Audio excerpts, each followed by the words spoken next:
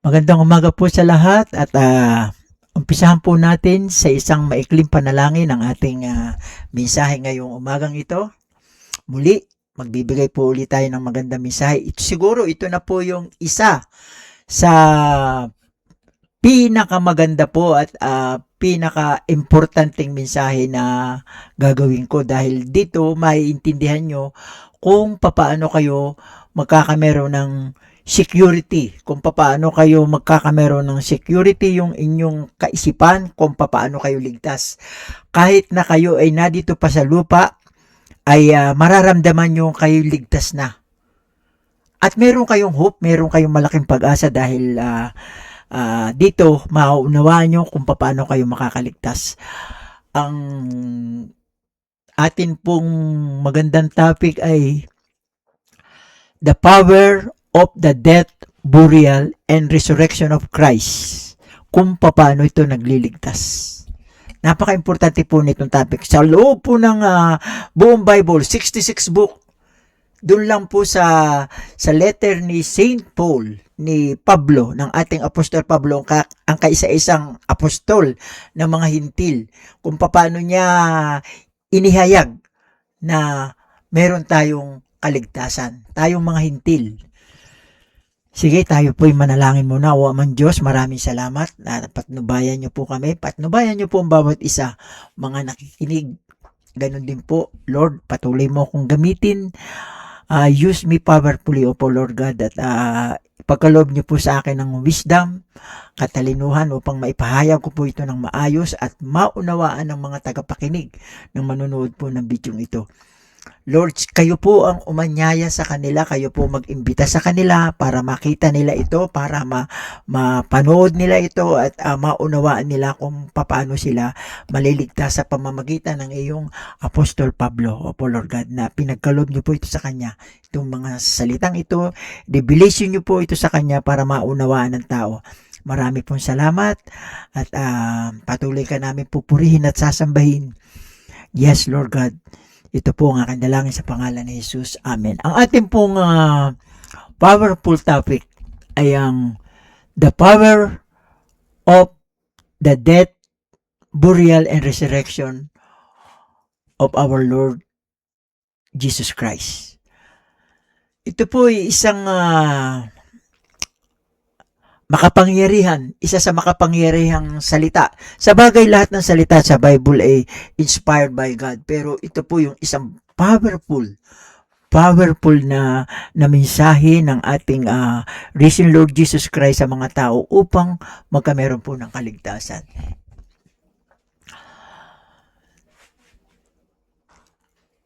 Ang pamagat po ng ating sa Tagalog, ng ating topic sa Tagalog ay ang kapangyarihan ng kamatayan, pagkalibing, at pagkabuhay na muli ni Kristo. Meron po tayong verse nito at kung ating tutunghayan, kung ating bubuksan yung ating Bible, narito po siya. Yan po, hanapin natin sa ating Bible. 1 Corinthians, nakikita nyo dyan sa ating yung mga nanonood po sa TikTok, inimbitahan ko po kayong panoodin nyo ito sa YouTube, pamaya pagkatapos. Ang atin po ay 1 Corinthians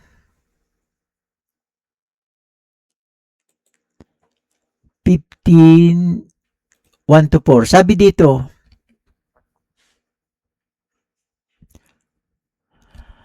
ngayon mga kapatid, ipinaalala ko sa inyo, ito sa verse 1 ha, 1 Corinthians 15, 1-4. Sa verse 1, ating umpisan sa verse 1, sabi niya dito, ngayon mga kapatid, ipinaalala ko sa inyo ang magandang balita na ipinangaral ko sa inyo na inyo nang tinanggap, na siya naman ninyong pinaninindigan. Verse 2, na sa pamamagitan nito kayo ay ligtas, kung matatag ninyo itong panghahawakan. Maliban kung kayo'y sumasampalataya ng walang kabuluhan. Ibig sabihin, kung hindi nyo ito sasampalatayanan, walang kabuluhan. Kahit na naintindihan nyo, kahit na nalaman ninyo, wala ding kahulugan. Hindi din kayo maliligtas. Kaya kailangan panghawakan nyo, i-embrace nyo, yakapin nyo, at isapuso nyo. Verse 3, sabi dito, sapagkat ibinigay ko sa inyo, una sa lahat, ang akin ding tinanggap.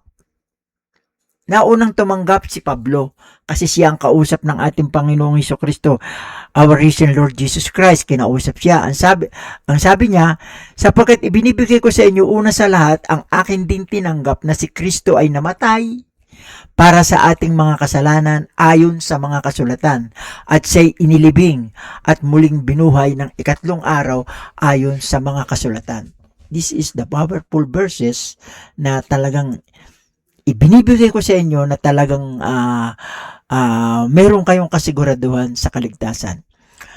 Maraming sekta ng mga ng religion na kapag umanib ka sa kanila ay maliligtas ka. Hindi ko kayo hinihimok na sumali kayo sa akin. Manatili kayo kung ano ang inyong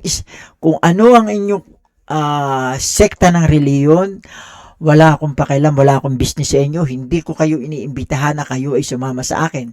Pero maganda kung kayo ay sasama sa akin. Pero ang kaligtasan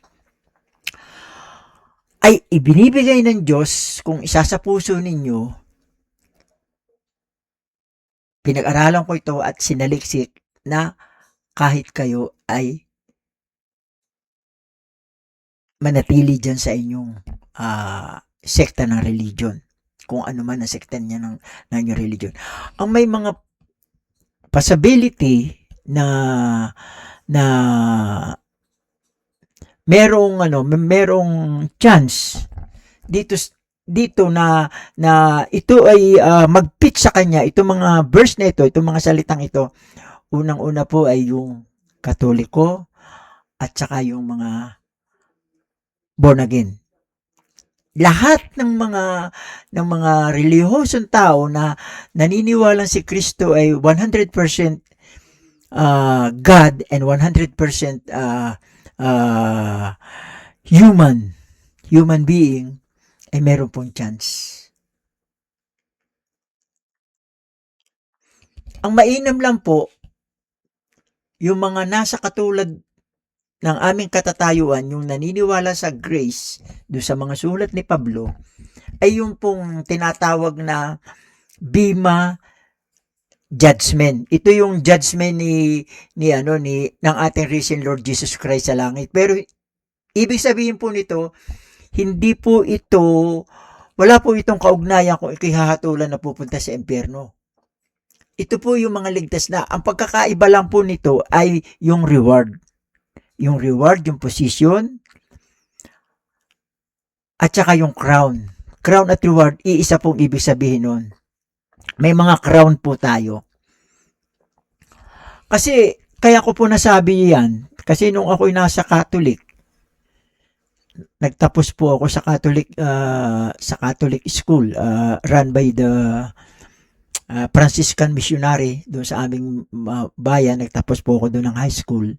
Na one time, hindi ko alam kung ako ay third year high school o second year high school, meron kaming invited na nag-graduate ng seminarista,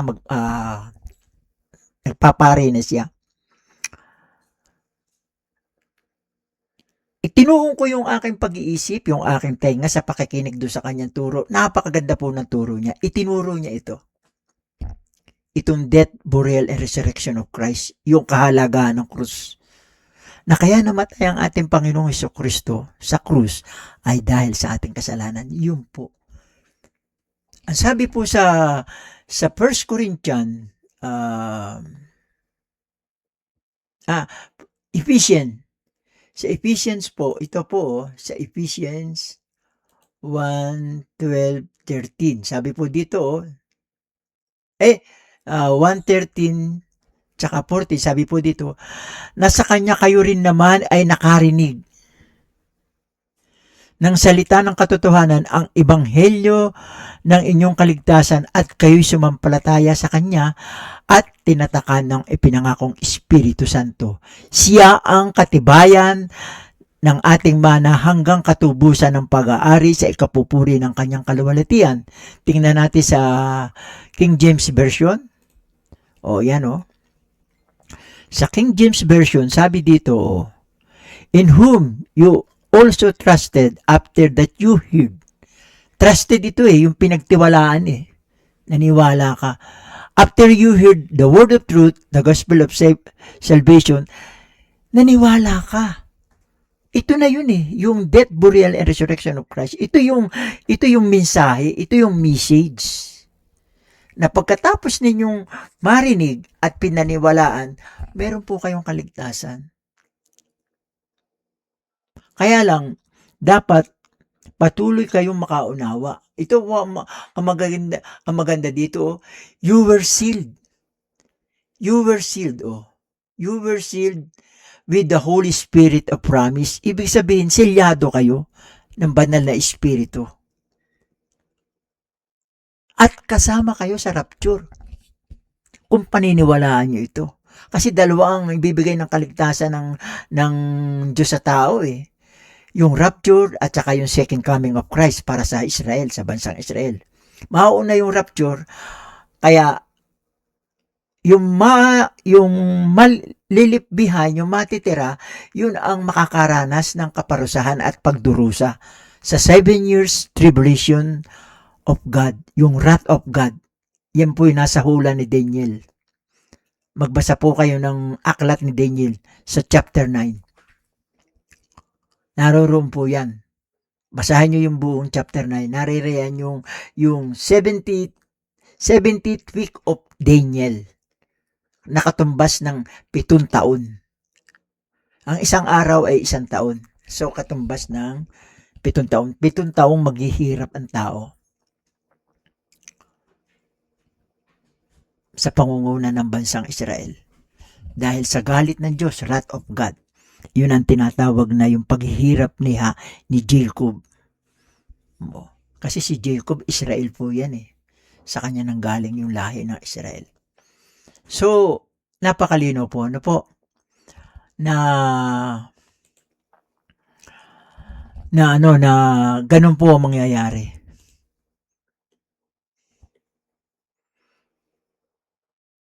Pagpatuloy po natin, sa panahon natin ngayon, maraming taong naghahanap ng kaligtasan. Sa relihiyon, sa mabubuting gawa, yung iba talagang, yan naman na-experience ko rin. Talagang nagsisikap kang gumawa ng mabuti. Hindi ko po kayo ini-encourage na gumawa ng masama. Kahit gumawa kayo ng masama, iligtas din kayo. Pero yung iba, doon nila inilalagay yung kanilang kaligtasan sa pag-aakala nila na kapag sila'y gumawa ng mabuti, ay sila'y maliligtas. Pero yun po yung isa din faktor para ikaw ay mapapunta sa piling ng Panginoon. Pero, ang magliligtas po sa atin ay hindi yung ating paggawa ng mabuti, kundi ang kamatayan ng ating Panginoong Jesucristo. At yung kamatayan din yun, yung bisa noon, yung kapangyarihan ng kamatayan din niya ngayon, yun ang magdadala din sa atin na gumawa tayo ng mabuti. So, hindi tayo sumusunod ng batas, pero gumagawa tayo ng mabuti sa pamamagitan ng ating pag-ibig sa ating Panginoong Jesucristo. Paano natin hindi ibigay ng ating Panginoong Jesucristo? Ibinigay niya yung kanyang buhay. Na sa halip na tayo ang may kasalanan, tinubos niya tayo. Siya ang nagpaparusa. Nagkameron siya ng kamatayan instead na tayo. Sinakop niya yung ating kasalanan. Sinakop niya yung ating kaparusahan.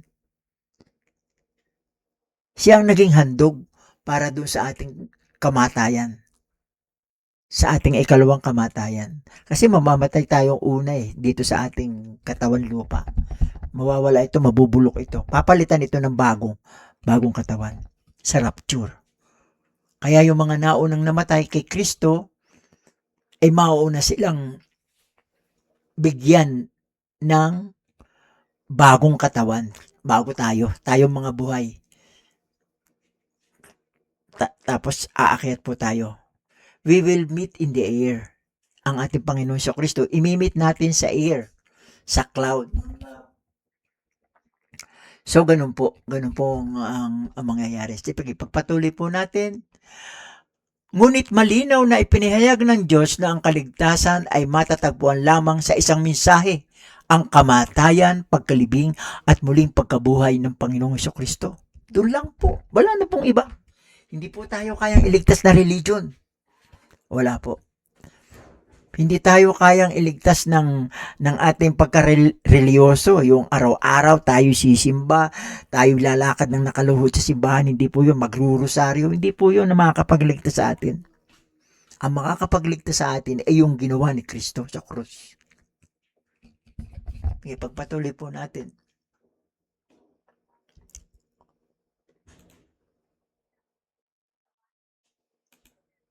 Yan o. Ito yung question o. Oh, yan. Meron tayong tatlong katanungan. Why can this gospel save?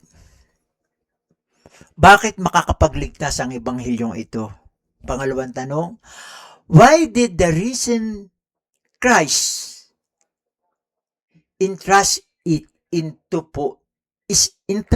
to Paul? Bakit ito pinagkatiwala ng Panginoon, ng ating Panginoon, ating risen Lord Jesus Christ kay Apostol Pablo? Pangatlong katanungan, why do so many people fail to see the power? Bakit maraming tao ang hindi nakakaunawa? Bakit napakaraming tao ang hindi nakakakita ng kapangyarihang ito? Bakit? Yan ang ating i-discuss ngayon. Kaya subaybayan nyo po ito at pakinggan hanggang sa huli para maunawaan nyo mabuti at magkameron kayo ng eternal security. Dito pa lang sa lupa, meron na kayong eternal security. O sige, puntahan natin ito yung unang katanungan why can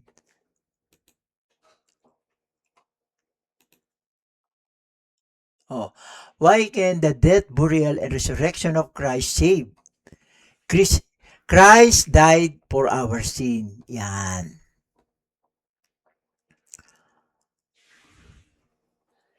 Sabi sa Romans 5:8, buksan natin yung ating Bible ulit. Yan Romans 5:8. Buksan uli natin.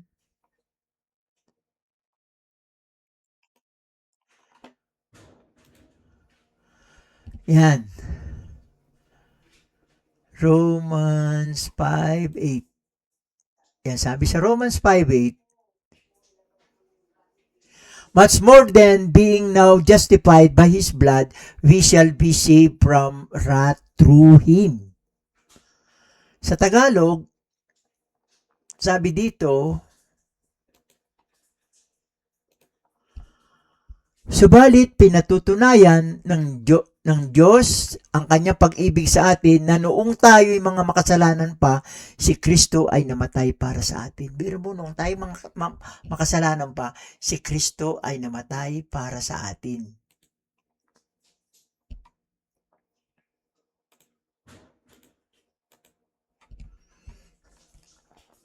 Pagpatuloy po natin. The cross was not merely an example of love. It was payment for sin. Ang krus ay hindi lamang nagpagpapakita ng pag-ibig ng Diyos, ito ay kabayaran para sa ating mga kasalanan. Tayo'y mga makasalanan sa harap ng isang banal na Diyos, walang anumang mabubuting gawa ang makakapagpawi ng ating pagkakasala. Pero niya, kahit na ano pong gawin natin, kahit na yung ating buong kayamanan ay ating ibenta at gawing pera at ipamigay, hindi po yun ang makakapagligtas sa atin. At kahit yung buhay natin, ialay natin para sa iba. Yung katulad ng ginawa ng ating pambansang bayani si Jose Rizal, siya ay namatay para sa ating bayan. Hindi pa rin yun ang makakapagligtas sa kanya. Anong makakapagligtas? Death, burial, and resurrection of Christ. Yun po ang sinasabi ng Biblia, hindi ko sinasabi. Wala po akong kapangyarihan na magsalita na para magkameron kayo ng kaligtasan. Ito po ay hango sa Biblia. Galing po ito sa Biblia. Ito po ang ating ginagamit. Kung kayo ay duda, i-cross-examination nyo, kayo ay magbasa ng Bible. Ang atin pong pinaniniwalaan, hindi po kami yung mga pastor na kinukontrol namin ang kongregasyon na ang kanila lamang susundin ay kung ano yung aming ibinibigay, kung ano yung aming ipinipid up. Kailangan inyo ding i-cross-examination, i-scrutinize nyo kung yung sinasabi namin ay tama o mali. Ganun po ang aming pinaninindigan. At kami po ay nagpapagamit para sa kaligtasan po ng tao. Ganun lang po. So, ang sabi dito, tayo ay mga makasalanan sa harap ng isang banal na Diyos, walang anumang mabubuting gawa ang makakapagpawi ng ating mga kasalanan. Anong sinabi sa Romans 3:23? Balikan uli natin ang ating Bible.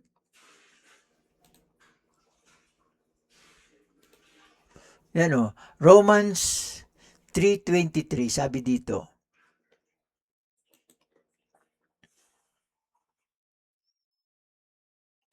Ito, sabi sa Romans 3:23, yamang ang lahat ay nagkasala at hindi nakaabot sa kaluwalhatian ng Diyos. Lahat ay nagkasala, walang taong isinilang na walang kasalanan hanggang kamatayan. Tanging ang ating Panginoong Kristo lamang ang nabuhay hanggang siya'y namatay dito sa lupa na walang kasalanan. Walang bahid na kahit konting kasalanan. Ang tao ay meron, kahit paanong pagkabanal ng tao, pumili na kayo dyan ng mga santo, lahat sila'y nagkasala. Si Apostol Pablo, bago siya naging santo, ang dami niyang pinapatay. May kaugnayan siya sa kamatayan ng ating ang propeta ng bansang Israel na si Stephen.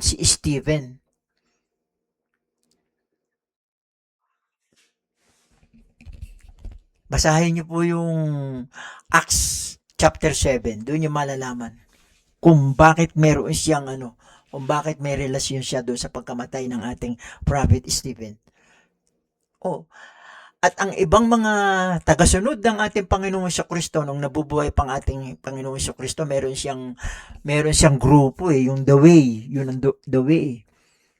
Yung daan, yung ginawa naman ng ating kapatid na si Kaeli Soriano ay ang dating daan. The Way po yun, The Way, na nasa Bible din po yun. Yung mga kasapi po nun, yung mga ibang kasapi nun, pinapatay ng ating Apostol Pablo, pinakulong, yung iba pinakain sa leon, yung iba naman ay sinunog hanggang sa mamatay. So, ibig sabihin, murderer po yung ating Apostol Pablo na siya ay binago ng Diyos. Ginamit ng Diyos at ipinagkatiwala sa kanya itong pinakamabuting balita na para sa atin. Kung tutuusin po, pagka kayo nakakita ng Biblia, ang nakalagay sa Tagalog, anong nakalagay sa Tagalog? Ang mabuting balita, di po ba?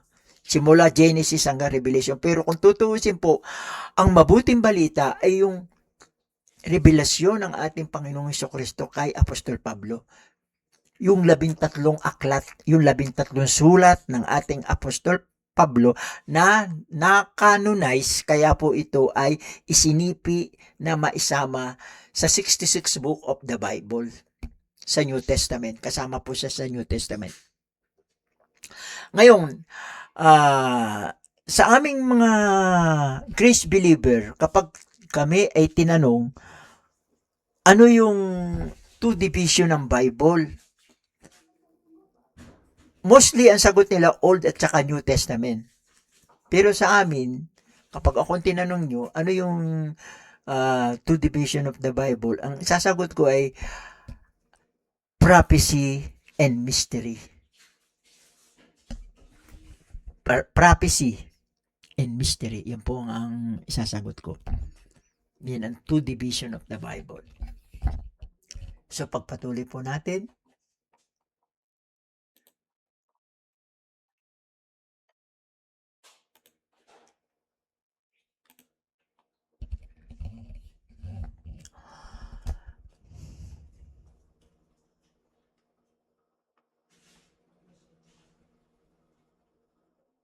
Si Jesus ang pumalit sa atin at binayaran ang ating utang na hindi natin kailanman kayang bayaran. Wala tayong kapasidad, wala tayong kalakasan para mabayaran yung mga kasalanan yun. So si Kristo, ang ating Panginoon sa Kristo lamang, ang siyang pumalit. Kumbaga, inako niya yung ating kasalanan sa Ama.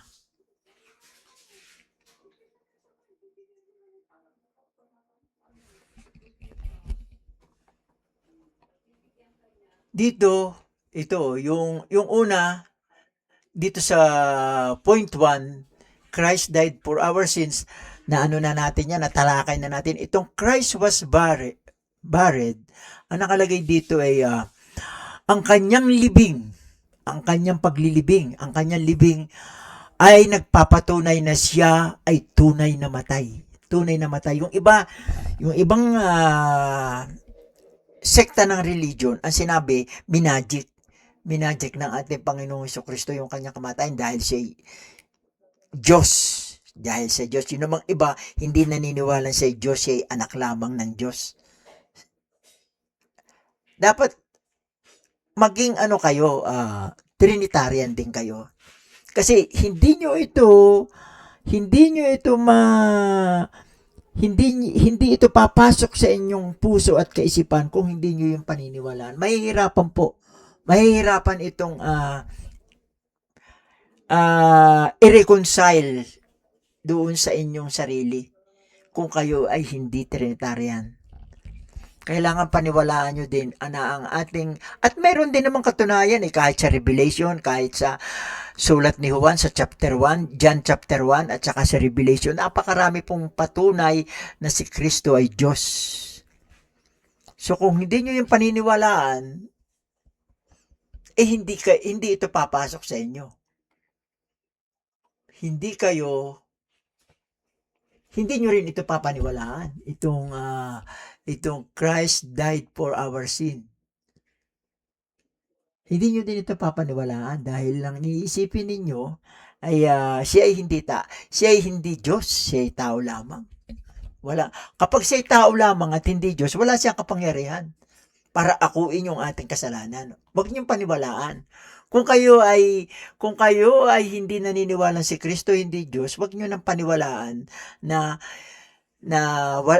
siya ay may kapangyarihan para akuin yung ating kasalanan kung siya ay tao lamang. Ay yung ginawa nga ng ating, napakalungkot po kung lalalim kayo sa Biblia, sa kasulatan ng Diyos, sa aklat ng buhay, kung lalalim kayo ng lalalim, masakit tanggapin kasi ang laki ng papasakit na ginawa ng ating pambansang bayani, Dr. Jose Rizal. Namatay siya para sa ating bayan. Pero hindi po yun ang daan para sa kaligtasan. Unless lang kung pinaniwalaan din ito ng ating pambansang bayani. Itong 1 Corinthians 15, 1-4. Yun po, kahit anong tinitindigan yung religion, pag hindi pinaniwalaan nyo, kung kayo hindi naniniwala si Kristo ay Diyos at pinaniwalaan nyo itong mga salitang ito, dahan-dahan kayo. Ang Diyos mismo ang magdadala sa inyo, ang banal na Espiritu ng Diyos ang magdadala sa inyo mismo para paniwalaan na si Kristo ay tunay na Diyos at tunay din tao.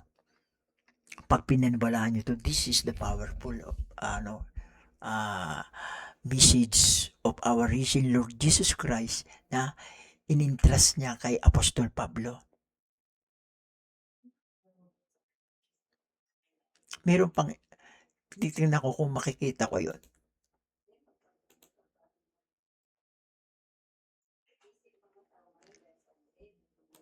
Sandali lang po at aking hahanapin. Ito, meron, nakita ko na maganda itong verse na ito. Para mapaniwalaan nyo na yung pinagkatiwalang mensahe, gospel ng ating Panginoong Jesucristo sa ating Apostol Pablo ay very powerful po. Ito po, tingnan nyo ha. Inyo po itong tingnan. Yan. Sabi po dito, Sabi po dito sa 1 Corinthians 2:4, kasi 13 book po yung 13 yung ginawang letter ng ating Apostol Pablo eh. Una yung Romans, 1 Corinthians, 2 Corinthians, Galatians, Ephesians, Philippians, Colossians, 1 Thessalonians, 2 Thessalonians, 1 Timothy, 2 Timothy, Titus, and Philemon. 13 po na sulat na naging aklat na isinama sa sipi ng Biblia. Na-canonize po yan. Kaya po yan ay isinali sa aklat ng Biblia. So, yung po mga sulat na binabanggit ko sa inyo, yung mga verse na sa inyo, katulad nitong 1 Corinthians 2:4, ito po ay sulat ng ating Apostol Pablo. Ito yung pahayag na pinagkatiwala ng ating risen Lord Jesus Christ kay Apostol Pablo. Ang sabi niya po dito, sa English, "In my speech and my preaching was not with enticing words of man's wisdom, but in demonstration of the Spirit and of power." Kasi kung babalikan po natin, ang ating Apostol Pablo ay isang Pariseo bago siya naging apostle ng mga Gentiles. Isa siyang Pariseo. Siya po yung tumutuligsa. Isa sa mga tumutuligsa sa pinaggagawa. Pero namatay na eh. Hindi niya na-meet ang ating Panginoong Jesucristo nung nabubuhay pang ating Panginoong Jesucristo. Na-meet lamang ng ating Apostol Pablo si Kristo, ang ating risen Lord Jesus Christ na. Dinala siya sa langit. Kung babasahin yung 2 Corinthians chapter 12, basahin nyo yun. Doon yung maunawaan kung paano siya dinala sa langit. Caught up in third heaven. So, ito po, kaya dito sabi niya doon sa 1 Corinthians 2:3, sabi niya dito, "And I was with you in weakness, in fear, in in in much trembling." Kasi magaling siya sa orakulo. Kasi Pariseo siya. Magaling siyang manalita pero hindi niya ginagamit 'yun. Nung siya kinausap na ng ating Panginoong Jesucristo, ng ating risen Lord Jesus Christ, naging isang simple lamang siyang tagapagpahayag. Direkta siya ang pinapalawa. Wala nang palamuti, dire-diretso. Kung ano yung sinabi sa kanya ng ating risen Lord Jesus Christ, yun ang sinasabi niya sa kanyang mga alagad. Ganun ang sinasabi niya. Kaya sabi niya dito, but in demonstration of the Spirit and of power. Kaya napakahalaga po. Ayan.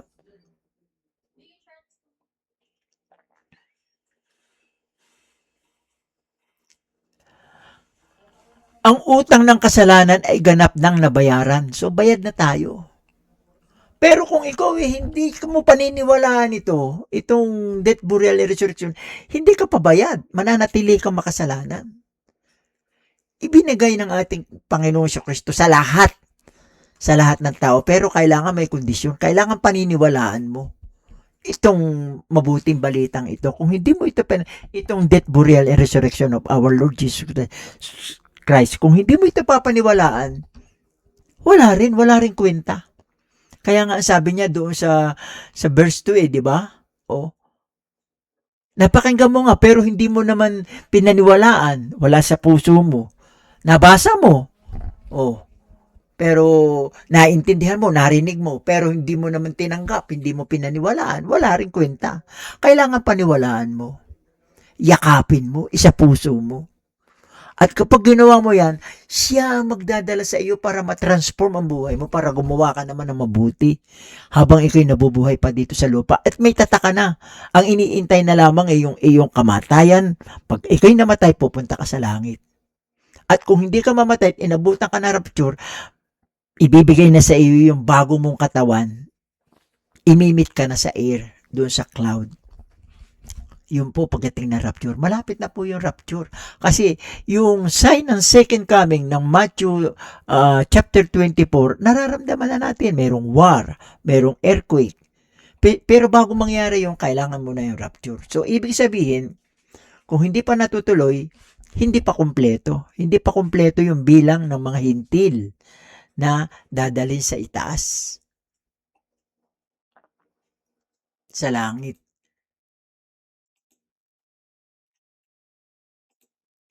Ayan dito. Ito, oh. Sabi dito, oh, sa ano?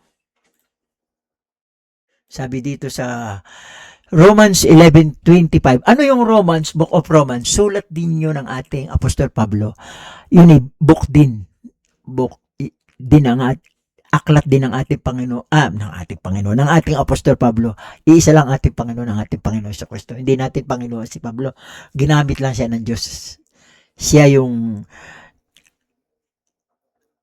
lone apostle natin. Nag-iisang apostle natin ng mga Gentiles. Gentiles tayo eh. We are not Jewish people. We are Gentiles. Tandaan nyo yan. Sabi dito sa Romans 11:25, sabi dito, lest you be wise in your own sight, I do not want you to be unaware of this mystery. Ito yung mystery.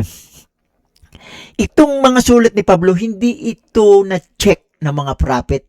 Ni kailanman hindi ito binanggit ng propeta.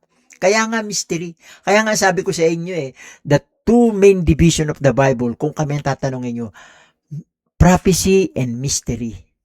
So ito yung sinabi ni Pablo, mystery. I do not want you to be unaware of this mystery, brothers. A partial hardening has come upon Israel. Kasi ang malaki po ang koneksyon, ang relasyon ng Biblia sa bansang Israel Laging patungkol sa bansang Israel ang kanilang kaya sila ay sumusulat dahil siya yung chosen people of God, Israel. Pero tayo hindi kabilang doon. Tayo ay Gentiles. We are belong to the body of Christ. The body of Christ is composed of Jewish believer into the body at saka yung mga Gentiles. So, ibig sabihin, dual yung salvation ng Israel. Kung ang bansang Israel ay naniwala dito sa sulat ni Pablo, mapapasama sila bilang body, member of the body of Christ. Ganon din tayo, kasama tayo. Kaya nagkameron tayo ng inheritance na tinatawag. So, ito, sabi dito, napakalinaw, a partial hardening has come upon Israel. Bakit nagkameron ng hardening? Sapagkat isiningit ng Diyos itong mistering ito dahil doon sa katigasan ng ulo ng bansang Israel. Isiningit itong programang ito para sa kaligtasan ng mga Gentiles, ng mga Hintil. Dahil tayo hindi isinasama sa kaligtasan. Maliligtas lamang tayo noong mga panahon ng pagliligtas sa bansang Israel kung tayo ay magpapakonvert. Kung tayo ay magiging proselyte. Hanapin nyo doon sa Google yung kung ano ibig sabihin ng proselyte. So, yan ang sabi dito, a partial hardening has come upon Israel until, ito yung magandang kondisyon dito, until the fullness of the Gentile has come in. Kapag nagkameron na po ng fullness of the Gentiles, meron na pong rapture at ibabalik uli ang programa para sa bansang Israel naman. Bubuksan uli yung the kingdom of God.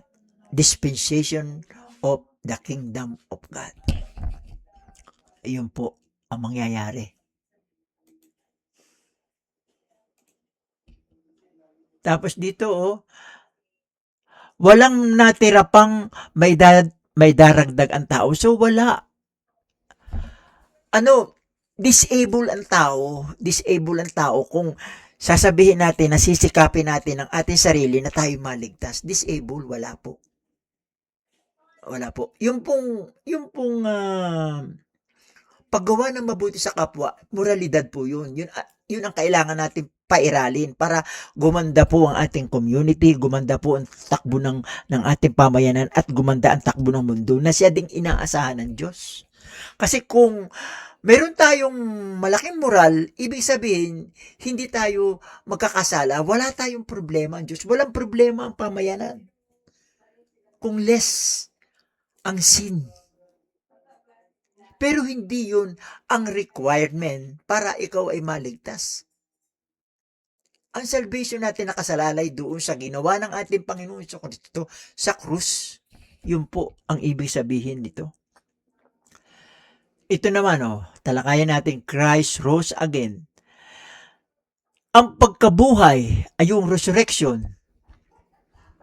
Ang pagkabuhay ay ang deklarasyon ng Diyos na tinanggap na ang kabayaran. Yun pala. Ang pagkabuhay ng ating Panginoong Kristo, di umakyat sa langit, yun ang deklarasyon na tinanggap na ng Diyos bilang kabayaran ng kanyang bugtong na anak na dinala yung ating kasalanan. So, ibig sabihin, tayo isang makasalanan tao, kapag tayo namatay, kapag tayo humarap sa ating Diyos Ama, sa ating God the Father, sa ating Diyos, sapagkat ang sabi nga the Father and Son are one, iisa. Sa John 10:30, iisa yun. Hindi lang natin maintindihan kung ano yung manifestation na dahil ang Diyos ay makapangyarihan. Mahirap nating abutin ng kakayanan ng ating kaisipan. Kung ano na lamang yung sinasabi ng kanyang salita, yun na lamang ang ating papaniwalaan. Pero mahirap abutin ng ating pangkaraniwang kaisipan kung ano ang mga ibig sabihin nun ng kanilang kapangyarihan. Makapangyarihan ng Diyos. God is omnipotent. God is omniscient. And God is omnipresent. Kahit sa lahat ng dako, naroon siya. Literal man o physical man o spiritual man. Hindi natin kayang tawaran ang limitahan, ang kapangyarihan ng Diyos ng ating sariling kakayanan. Hindi po natin kaya. Tayo ganito lang, kukulamang yung ating karunungan sa karunungan ng Diyos. Kaya nga, kahit na ako po may mga naunawa na sa Bible, ay ipinagkakatiwala ko pa rin sa Diyos na pagkalooban pa ako ng wisdom. Patuloy pa rin akong nagbabasa ng Biblia, patuloy pa rin ako nagre-research dahil gatiting lamang ang ating wisdom sa Panginoon ng ating karunungan. Mga kapatid, yan. Dumako tayo sa pangalawang katanungan. Why did the Lord entrust this gospel to Paul? Bakit ito pinagkatiwala kay Pablo? Through Paul, sabi dito, God revealed salvation by grace through faith alone, complete forgiveness, the formation of the body of Christ, the heavenly hopes of believers. Paul did not invent this message. Hindi ito inimbento ng ating Apostol Pablo. Ito ay inireveal sa kanya ng ating risen Lord Jesus Christ.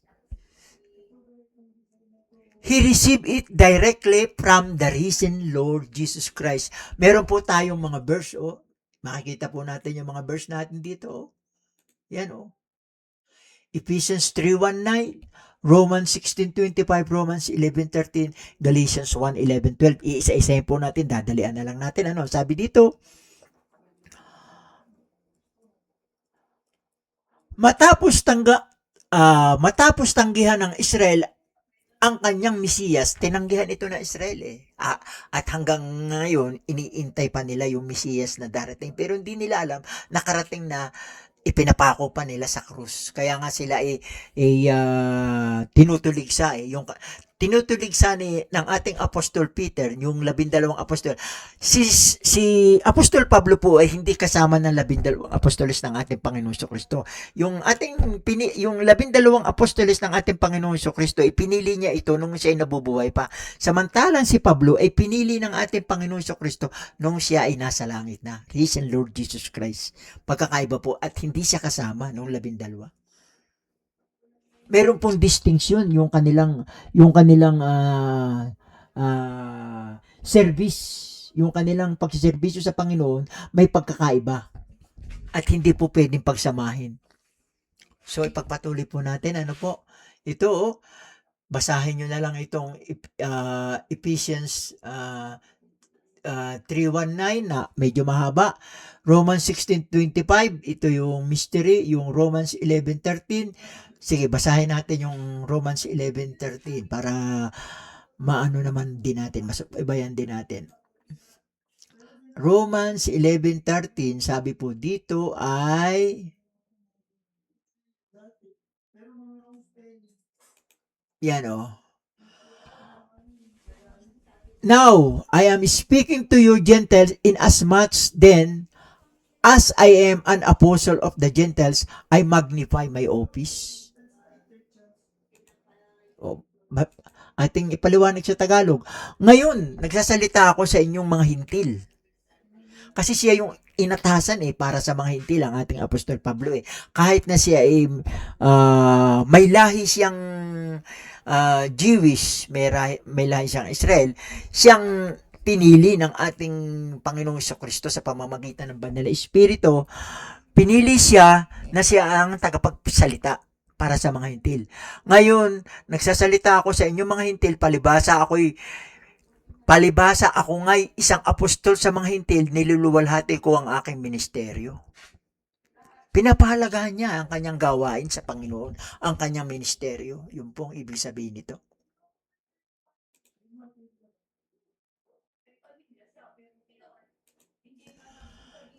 Ayan.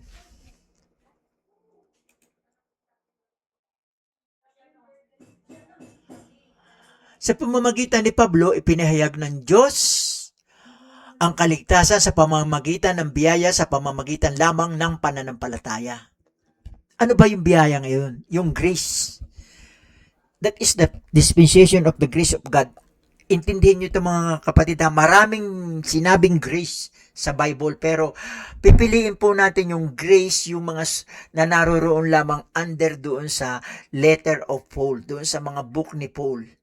Yung grace doon, yun po ang tinatawag na dispensation of grace of God.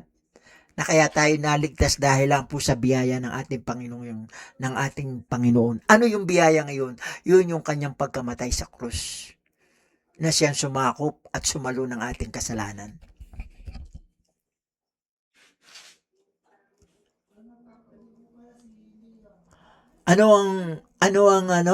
Sa pamamagitan ni Pablo, pinahayag ng Diyos ang ating ganap na pagpapatawad. Nasa sulat niya yan, yung ating magiging ganap na pagpapatawad ng Diyos para sa ating mga kasalanan. Ang pagkabuo ng katawan ni Jesucristo, narito rin. Hanapin nyo sa buong Biblia, simula Genesis hanggang Revelation, doon nyo lamang makikita doon sa 13 sulat na yun ng ating Apostol Pablo, yung salitang body of Christ, ang katawan ni Kristo. Kailangan maging member ka ng body of Christ. Hindi po member ng kung ano-anong sekta, kundi doon lamang body of Christ. Ang body of Christ po, merong stand, meron po tayong statement of faith. Nakakaiba doon sa statement faith ng mga denomination na binuo ng tao. Ito ay binuo ng ating banal na Espiritu Santo at naihayag naman, ibinigay kay Apostol Pablo na inihayag naman sa atin ng ating Apostol Pablo. Hindi naman pwede magpahayag ang ating banal na Espiritu, ang ating Panginoong Kristo, dahil siya nasa langit na Espiritu na lamang niya ang gumagana. Hindi niya kayang ipahayag yun dahil Espiritu siya. Kailangan gumamit siya ng katawan. At ang katawan na yun, doon niya pinagkatiwala kay Apostol Pablo. Na si Apostol Pablo naman ang nagkakameron ng vocal, ng sound, para marinig natin. Pero galing yun sa banal na Espiritu. Siya ang ginamit. Kasi kung magsalita, maririnig nyo ba ang salita ng Espiritu Santo? Maintindihan lang natin ang salita ng Espiritu Santo sa pamamagitan ng salita ng Diyos dito sa Biblia. Pag binasa natin. Bakit nagkameron ng ganito? Inihayag niya kay Pablo. Isinulat ni Pablo. Naging transcript. Na na-translate naman sa Hebrew, sa Greek, sa English, sa Tagalog, kung ano-anong languages sa buong mundo. Yan galing sa banal na Espiritu Santo, pero ginamit niya yung mga tao, inspired by the Holy Spirit, ang pagkakagawa ng Biblia. So, pagpatuloy po natin, direkten niya itong tinanggap mula sa nabuhay na ating Panginoong Jesucristo. Na-receive niya doon. Sinabi dito sa Galatians 1:11-12, sabi dito, therefore, when we read Paul's epistles, we are reading God's instruction for the present dispensation of grace. Kaya Kung ating babasahin ang mga sulat ng ating Apostol Pablo, ay maiintindihan natin yung instruction ng ating Panginoon Diyos para sa dispensation of grace. Maintindihan natin. Dahil pag binasa natin nga basahin natin yon. Ano ba yon? Sige, balikan natin. Galatians 1, Galatians 1:11, 1:11-12. Tingnan nga natin. Galatians 1:11-12.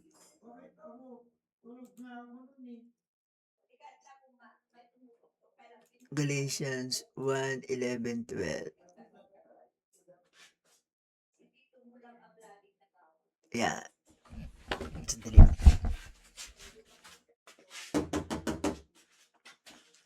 Galatians 1:11-12, sabi dito, sapagkat nais kong malaman ninyo mga kapatid na ang ebanghelyo na aking ipinapangaral ay hindi ayon sa tao. Sapagkat hindi ko ito tinanggap mula sa tao o itinuro man sa akin, kundi sa pamamagitan ng pahayag ng ating Panginoong Hesukristo. So, matindi po. Face to face niya nakaharap ang ating Panginoong Hesukristo sa langit. Hindi natin alam yun kung paano, basta yun ang ipinahayag ng ating Apostol Pablo doon sa 1 Corinthians o 2 Corinthians, inyong tingnan kung alin doon, chapter 12. Basahin niyo po yun. Nakaharap niya pero hindi natin alam kung paano pamamaraan, kung paano niya. Kasi nakaluklok na sa kanan ng amang ating Panginoong Hesukristo sa langit ngayon. Nakaharap niya. Face to face na inihayag sa kanya at narinig pa nga niya doon ang sabi pa nga niya na hindi niya pwedeng i-reveal sa tao yung kung ano yung narinig niya. May mga salita daw na kakaiba na mahirap unawain ng tao. Pero palagay ko naunawaan niya dahil naintindihan niya ito Hindi natin alam kung anong dialect yun. Kung paano, hindi naman walang sinabi, hindi naman Hebrew, wala. Basta kakaibang salita na mahirap maunawaan ng tao. Nung maka-face to face niya ang ating risen Lord Jesus Christ doon sa langit, doon sa third heaven. Sige, pag ating pong pagpatuloy. Nasa na po tayo? Nasa question 3 na po tayo yan. Why is there such a huge hindrance to people seeing this gospel? Bakit mayroong napakalaking hadlang sa mga tao na mahirap unawain ang ebanghelyong ito, mahirap makita ng mga tao? Kahit na nakalagay sa Bible, pero nakikita natin pero hindi nakikita ng ating isipan at ng ating puso. Hindi tumatanim sa atin. Alam nyo, kung ito lamang itatanim sa inyo, itong mga salitang ito ng ating Apostol Pablo, mawawala ang denomination. Mabubuong lahat ang body of Christ na lamang. Magiging grace believer tayo. Kung mauunawaan nyo lamang itong mga sinasabing ito ni Pablo, mawawala ang denomination. Kung meron pa man ang denomination at maintindihan ito ng tao, kung meron pa mang mga denomination, maunawaan na ng mga nasa denomination yung kaligtasan. Ngayon, pag ito'y dumaan sa denomination, itong mga turong ito, hindi ko sinasabing hindi sila ligtas kahit na sila nasa ibang denomination. May posibilidad na kayo ay maligtas. Ang pagkakaiba lang natin, ang ating meron tayong great difference lamang po ay yung reward. Dahil magre-reward ang Panginoon doon sa Bema Judgment of Christ magre-reward. Doon, dahil doon, napaka-importante doon sa reward yung doctrine doctrine. Kailangan mag-stand kayo doon sa doktrina ni Pablo. Doon sa Pauline doctrine, doon sa sound doctrine na binabanggit sa kanya mga sulat. Pero ito pong mensaheng itong 4 na verse na ito ng 1 Corinthians 15:1-4, napaka-importante po na ito kahit anong denomination kayo. Pag itong pinaniwalaan nyo, I'm not saying na you are not saved pag ito ay binanggit nyo. Kasi yung iba hindi makaalis doon sa kanilang ah, denomination. Ako noon, pinangako ko sa akin sarili nung ako'y nag-aral sa eskwelahan ng ng Catholic. Pinangako ko sa akin sarili na ako'y nabuhay na Katoliko, mamamatay akong Katoliko. Pero nang maunawaan ko po mga mga mga bagay-bagay na may katotohanan na aking pinaniwalaan, mahal ko ang Katoliko. Umalis po ako. Pero ang puso ko nananatili sa kanila. Kaya sila inaabot ko eh. Mahal ko mga Catholic dahil ang aking mga kamag-anak, mga Catholics. Kaya ito eh, ginawa ko itong mensaheng ito, kakaiba. Kasi kapag ito'y narinig ninyo, pasusubalian ko na yung mga salitang hindi kayo ligtas. Kasi magiging sinungaling ang Panginoon kapag pinaniwalaan nyo ito, tumindig kayo dito. Yung sabi nga eh, kung tinindigan mo ito eh, ulitin uli natin para maging maliwanag po para sa atin. Ulitin po uli natin. Ulit-ulitin natin para paniwalaan nyo ako. Para maintindihan nyo na yung mga sinasabi ko may katotohanan to. Sabi niya dito, ngayon mga kapatid, pinapaalala ko sa inyo, uulitin ko, ito yung pinakamagandang mensahe among sa lahat ng verse sa Bible. Para sa ating mga hintil, hindi naman tayo Israel Kaya ako malakas ang loob na magsalita sa inyo. Para sa atin, ito yung pinakamahalagang mensahe. Sabi dito, ngayon mga kapatid, pinapaalala ko sa inyo ang magandang balita na ipinangaral ko sa inyo na inyo nang tinanggap na siya naman ninyong pinaninindigan. Ano yung pinaninindigan sa English? Wherein ye stand. Wherein you stand.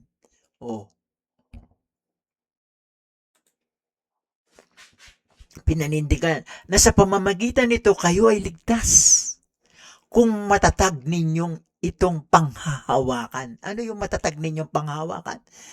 Isalin uli natin sa English para maintindihan natin mapti. By which also you are saved if you keep in memory what I preach unto you, unless you have believed in vain. Ano yung unless you have believed in vain? Balikan uli natin yung Tagalog para maintindihan natin mabuti. Malibang kayo'y sumampalataya ng walang kabuluhan. Ibig sabihin, nabasa nyo, narinig nyo, pero hindi nyo pinanghawakan, hindi nyo niyakap, hindi nyo isinapuso. Ano yun? Ano yung mga mensahe ngayon? Sapagkat ibinigay ko sa inyo, una sa lahat, ang akin din tinanggap na si Kristo ay namatay para sa ating kasalanan.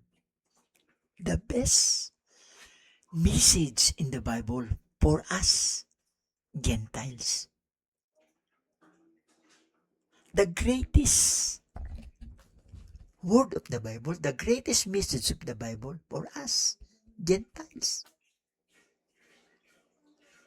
Hintil tayo. Bakit natin titindigan yung mga para sa Israel? Tayo yung mga hintil, mga kapatid. Hintil tayo. Ulit-ulitin nyo. Iturnilyo nyo sa inyong isipan na tayo mga hintil. So bakit nyo hahawakan yung mga batas ng Israel?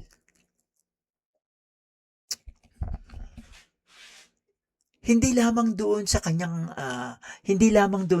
kamatayan At siya'y inilibing may karugtong sa por at muling binuhay. At yung kanyang pagkabuhay, yun ang tanda na tinanggap ang ating kaparusahan sa ating kasalanan. Tinanggap na ng Diyos sa pamamagitan ng ating Panginoong Jesucristo. Kung siya'y hindi nabuhay, wala itong kwenta. Wala, sayang lang ang pagsasalita kong ito kung sige hindi nabuhay. Kung ang ating Panginoong Jesucristo hindi nabuhay, huwag niyo na akong pakinggan. Pero nabuhay siya. He was risen and seated at the right Doon sa NIV, right hand. Pero doon sa King James Version, right of God, kanan ng Ama.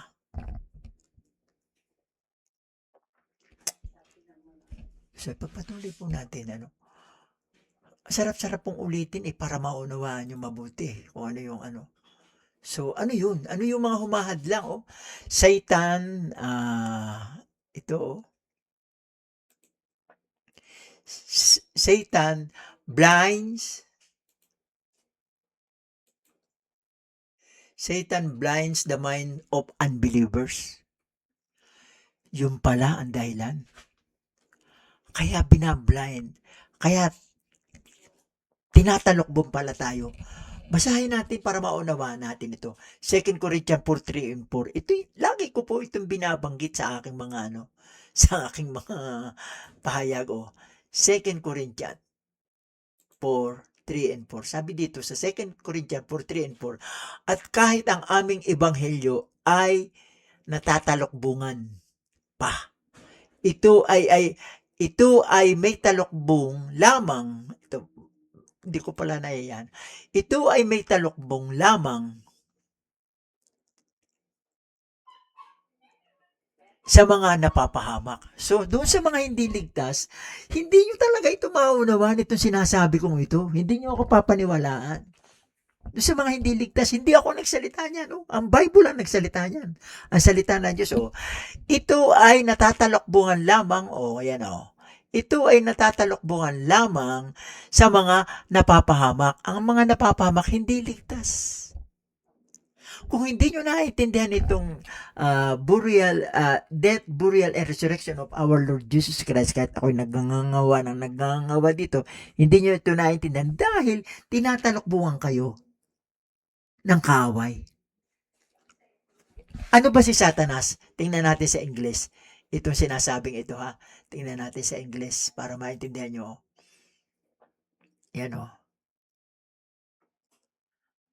But if our gospel be hid, it is hid to them that are lost, in whom the God of this world, sino yun?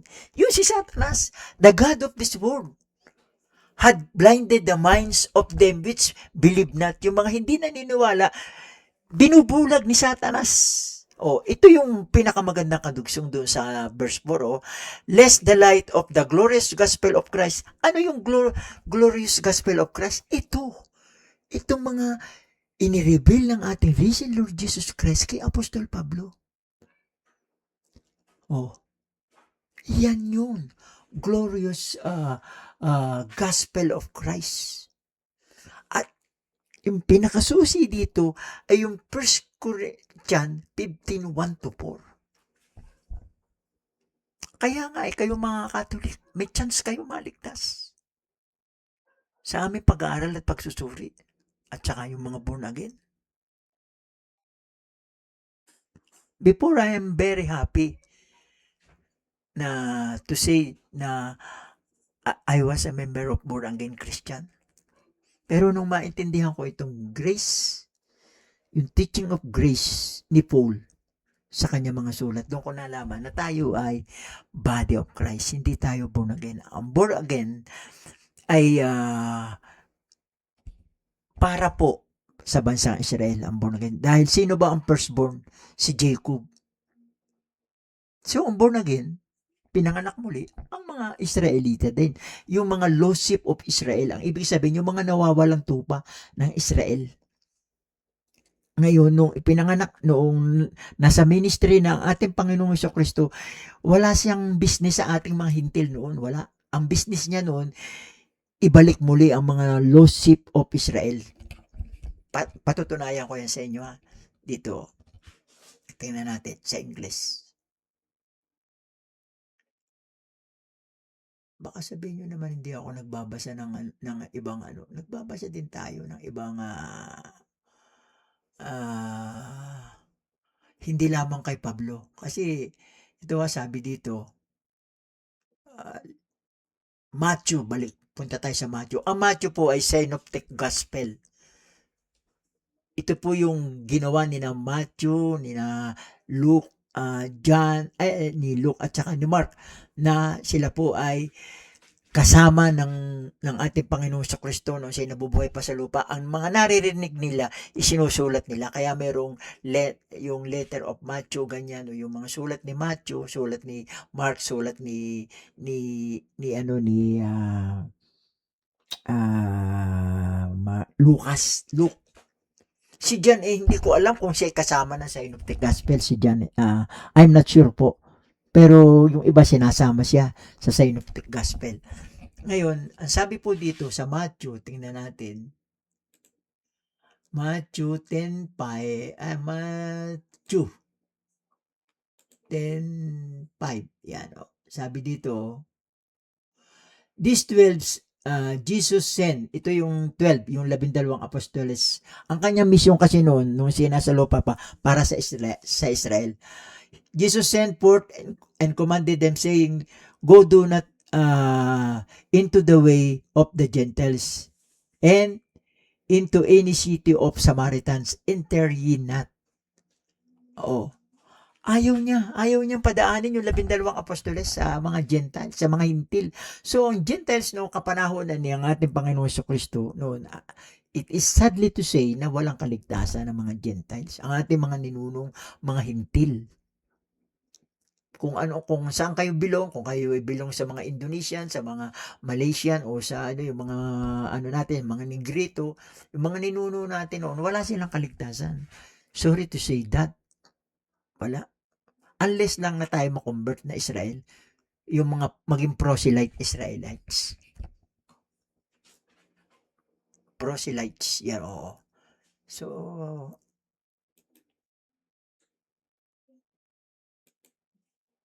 pagpatuloy po natin. So, yan ang mga gawain ni Satanas. Binanggit ko na sa inyo, diniscuss ko na sa inyo yung 2 Corinthians 4:3-4, yung ating kanina. Ang sabi dito, the enemy does not fear religion. Ang kaway hindi natatakot sa reliyon. Sino yung kaway? Yung mga demonyo. Hindi sila natatakot sa reliyon. Wala sila. Nakakisama pa nga sila. Ginagamit nga nila yung religion para malinlang ang tao. Kaya nga merong mga tinatawag na false teacher, false apostles, false religion. Kaya merong ganun Hindi sila takot sa religion. Kaya tingnan nyo kung ano yung tinitindigan nyo. Kung ano yung tinitindigan yung sekta. Kasi wala siya hindi siya takot sa religion. Pero saan siya natatakot? He fears the gospel. The glorious gospel of our Lord Jesus Christ. Ayaw niya itong maunawaan ng tao. Itong ipinahayag kay Pablo. Ayaw niya. Iba-blind kayo niya. Ang mind nyo blinded talaga. Kaya mapalad yung mga nakakaunawa ng mga salitang ito po, mapalad po. Human pride prepares works. Ito pa yung isa yung human pride yung Ephesians 2:8-9. Ano ba yung Ephesians 2:8-9? Sige, buksan uli natin. Kahit na tayo matagalan, ang importante maunawaan ninyo mabuti yung sinasabi ko. Ako sana ayaw ko ng matagal gusto ko madali lang, pero wala po tayong magawa. Kaya kailangan maipaliwanag ng maayos.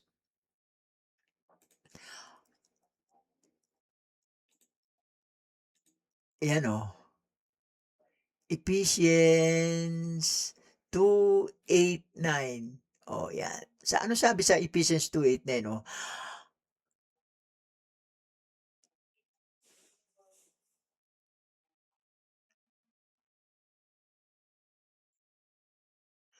Ano ba ito? Iba pala, hindi pala King James version kaya nagugulat ako. 2:8-9 Sabi dito for by grace are you saved through faith, and that not of yourself. It is the gift of God. Sa 9, not of works, lest any man should boast. Dito nagkakameron ng pride ang tao dahil sabi nga dito not of works, hindi doon sa sarili mong gawa, kundi doon sa gawa ng Diyos para sa iyo. Yung kanyang kamatayan sa cross, yun ang makakapag-save sa iyo. Yun po ang malinaw na mensahe para maintindihan nyo. Kaya, pipilitin natin yung sarili natin, gumawa ng mabuti. Yung iba yung iba nagbibigay ng malaking donasyon para magkameron ng simbahan. Hindi po yun masama, pero hindi yun ang requirement for your salvation. Ang salvation ay yung ginawa ni Kristo, hindi yung ginawa ng tao. Yung doon nagkakameron ng pride ang tao. Pagka nagkameron ng tao ng pride, mabablinded na siya. Lumalakad siyang nakatingala, proud na proud yun siya. At kahit ang mga tao din nakakakita sa kanya, proud din sa kanya dahil biro mo napatayuan sila ng simbahan sa pamamagitan ng kanyang gastos, pera, ang kanyang abilidad, effort, lahat. Matutuwa yung mga tao para sa kanya. Kaya yung doon nagkakameron ng pride ng tao. Nawawala na yung ginawa ni Kristo para sa kanya at para din sa mga tao. Ay, kung hindi gawa niya, no? Kung halimbawa nakapagbigay ako ng malaking donasyon, nagbigay ako ng lupa, ako pa nagpatayo ng simbahan. Pag makikita nila ako, ito simbahan ito na ipatayo ito ni Pastor Nato. Kaya purihin siya, ganyan. Nawawala na. Yun ang ibig sabihin. Yung dito, yun ang ibig sabihin nito. Oops, mali.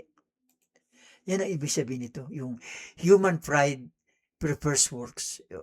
Religion tradition opens hides simplicity. Yun. Ito yung isa pang pinakamaganda. Oh.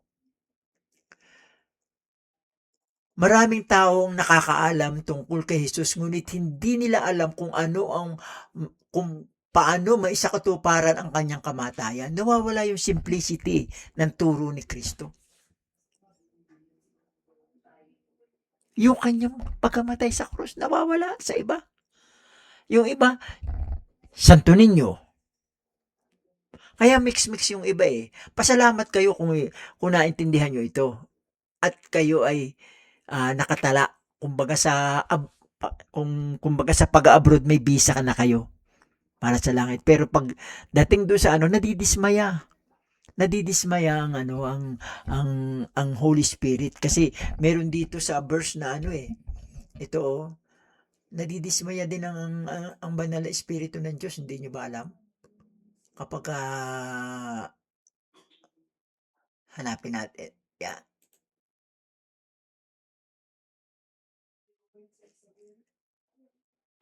Sabi dito, and grieve not the Holy Spirit of God, whereby you are sealed unto the day of redemption. Tayo ay redempted na tayo. Tayo redempted person na. Redempted soul na meron na tayong redempted soul.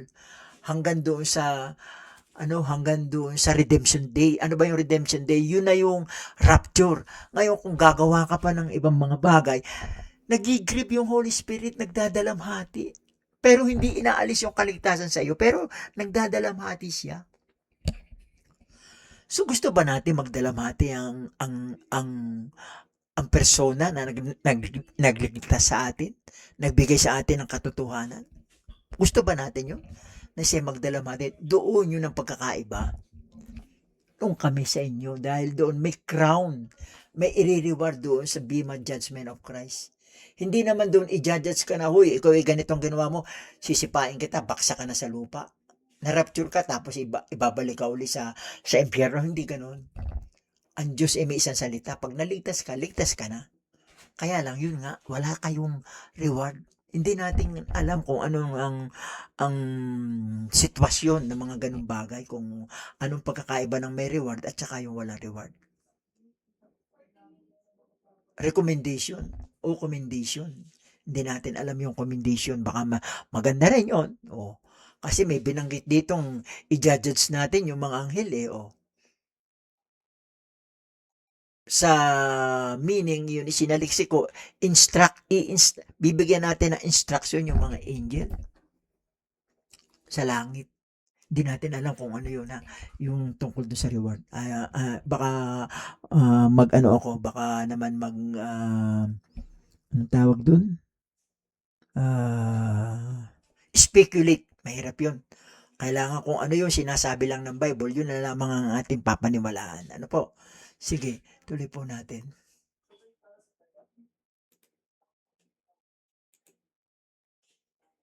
Yan. Ano yun sa conclusion natin? Dumako na tayo sa conclusion. Yan. Ano sinabi sa conclusion? Ito, the greatest news ever given to mankind is not try harder, not become religious, not earn God's favor. The greatest news is Christ died for our sin. Christ was buried and Christ rose again. Yun po ang pinakamaganda sa ating conclusion, and that is the gospel. Iyan ang kapangyarihan ng Diyos tungo sa kaligtasan. Sa Romans 1:16 sabi dito, walang makasalanan na sobrang bigat ng kasalanan. Ibig sabihin, kahit gaano kalaki o kabigat ang kasalanan ng isang tao, siya hindi lampas sa abot ng biyaya ng kapatawaran ng Diyos. Ibig sabihin, abot pa rin siya ng kapatawaran ng biyaya ng Diyos, unless lang na hindi mo ito maintindihan. Itong apat na salita na ito, itong pinaka-importante binanggit ko kanina, 1 Corinthians 15:1-4. Kailangan maintindihan nyo mabuti yan. No fuss is too dark. Sabi dito, no fuss is too dark. No life is beyond God's grace. The cross proves God's love. The empty tomb proves God's victory. And the gospel offers salvation freely to all believers, doon sa lahat ng maniniwala. Sa lahat ng mananampalataya. Sa lahat ng maniniwala. Those who believe. After you hear, you believe, yun na po yun. Tapos dito na tayo sa application natin. Yan. Sabi sa application natin, para sa mga hindi mananampalataya ito, sabi dito, for the unbeliever, tumigil ka sa pagtitiwala sa iyong mga gawa, reliyon, kabutihan o pagsisikap. Pinatitigil tayo doon. Magtiwala ng lubusan sa natapos na gawain ni Kristo. Ano itong natapos na gawain ni Kristo? Ito yung krus, yung ginawa niya sa krus. Maniwala na siya ay namatay para sa iyong mga kasalanan, inilibing at muling nabuhay. Anong ibig sabihin ng muling pagkabuhay? Ito na yung pruweba na tinanggap na yung ating kapatawaran sa kasalanan ng ating Ama sa langit. Yung kanyang pagkabuhay. Yan. Ito naman sa for the believer. Sabi dito, manindigan sa ebanghelyo, ibahagi ito ng may katapangan, boldly. Maraming tao ang may alam sa reliyon, ngunit hindi pa naririnig ang mensahe ng biyaya ng Diyos na malinaw na ipinaliwanag. Ito na po yun. Malinaw kong ipinaliwanag sa inyo mga kapatid. Kahit ano pa man kayo, kahit ano mapapaman ang tinitindigan yung mga denomination, kayo kapatid ko, na dapat nyo itong pakinggan. Para maunawaan ninyo ang inyong kaligtasan. Kawawa kayo kung hindi nyo ito maintindihan at maunawaan. Hindi ako nagsasabi kundi yung salita ng Diyos, Biblia. Kung ako lamang, inimbento ko ito, huwag nyo akong paniwalaan. Pero ito ay hinugot ko sa salita ng Diyos. Ipahayag natin ang ebanghelyong pinagkatiwala kay Pablo upang malaman ng iba ang kayamanan ng biyaya ng Diyos kay Kristo. For by grace are you saved, through faith, not of works, lest any man should boast. Ephesians 2:8-9. The cross paid it all. The tomb proved it. The resurrection declared it. Believe it and save. Amen. Amang Diyos, marami pong salamat sa maikling mensaheng ito. Kaya po humaba ay dahil po sa mga isinisingit nyo sa aking paliwanag na ipinaliwanag ko po naman sa kanila. Panginoon, napakaganda po ng mensaheng ito. Nawa po ipaunawawan nyo sa mga nanonood nito na ito'y lagi nilang buksan, lagi nilang panuudin at lagi nilang intindihin sapagkat ito ang mga mensahe ng kaligtasan. Lord, mahabag kayo sa aking mga tagapakinig. Mahabag kayo na kung saan man ito makakaabot, naway kanilang limiin, i-meditate nila itong mabuti. Napakabuti nyo, Diyos. Dahil sa kabila ng aming pagkakasala, gumawa kayo ng paraan para kami ay maligtas. Na kahit dito pa lang sa lupa, meron na kaming eternal security. Panginoon, maraming salamat. Purihin ka, o aking Diyos. Purihin ka ngayon at magpakailanman. Ito po ang aking dalangin sa pangalan ni Jesus. Ang lahat ay magsabi ng Amen, Amen, Amen.